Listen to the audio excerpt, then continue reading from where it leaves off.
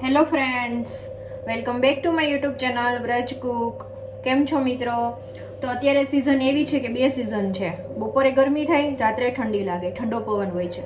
તો અત્યારે જે શરદી, ઉધરસ અને કફનું પ્રમાણ પણ આ ટાઈમે ખૂબ જ વધારે રહે છે મિત્રો. તો આપણે છે ને શું કહેવાય, મેડિસિન લેતા જ હોય છે. તો મેડિસિનમાં કેવું થાય છે કે લઈએ છીએ, થોડાક દિવસ સારું થાય છે, ફરી પાછું શરદી ઉધરસ થાય છે. તો આપણે એના કરતાં દેશી ઉપચારથી આપણે શરદી ઉધરસ મટાડીશું. અને ખાલી 2 જ દિવસ તમે પ્રયોગ કરશો તો તમારી જે શરદી ઉધરસ કફ છે તરત જ મટી જશે, નીકળી જશે અને ફરીવાર થશે પણ નહીં મિત્રો.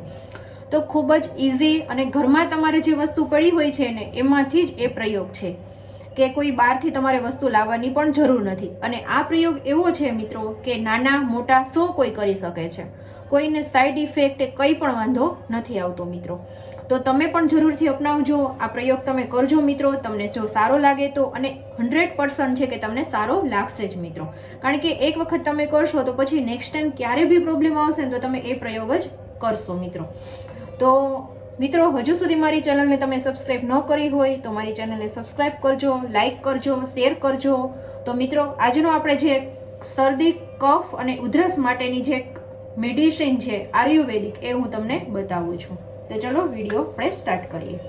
તો એના માટે મિત્રો કોઈ કોળિયું લેવાનું છે. માટીનું કોઈ પણ વાસણ હશે, આ ટાઈપનું વાસણ હશે ને તો ચાલશે તમારે, બરાબર છે. તો અહીંયા મારી પાસે કોળિયું છે, અને કોળિયું તમે કોઈ કુંભારને ત્યાં જશો જે ગોળાને રાખતા હોય છે એની ઇઝી રીતે મળી જશે. 10 કે 15 રૂપિયાનું મળી જશે. અને ન હોય તો બીજું કંઈક માટીનો વાટકો કે એવું કંઈ હોય ને તો પણ ચાલે છે. તો શું કરવાનું છે, પહેલા આપણે ગેસ આપણે સ્ટાર્ટ કરી દઈશું. હવે એમાં આપણે કોળિયાને છે ને એકદમ ફૂલ લાલ ચોળ આપણે ગરમ થવા દેશું.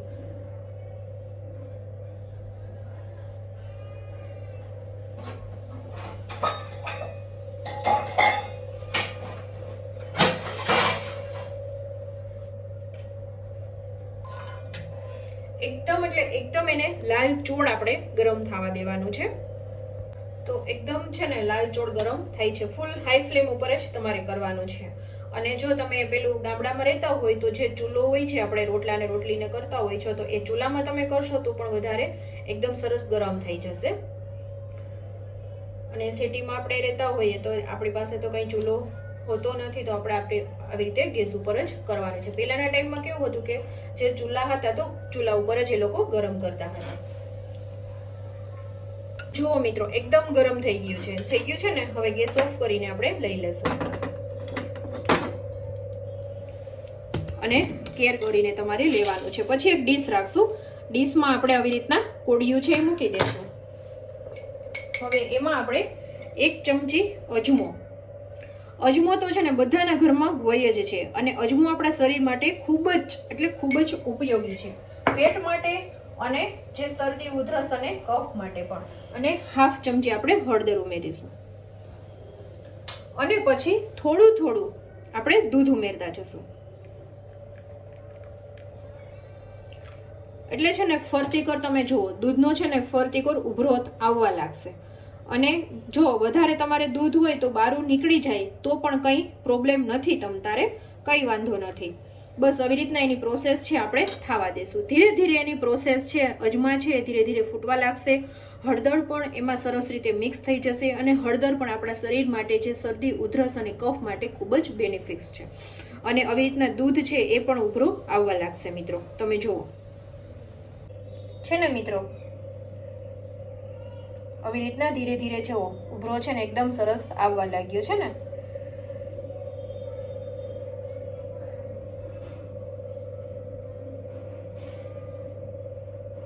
તો છે ને મિત્રો, એકદમ આ જે દૂધ છે ને એકદમ સરસ એમાં ગરમ થઈ ગયું છે. આ હજી ગરમ જ છે.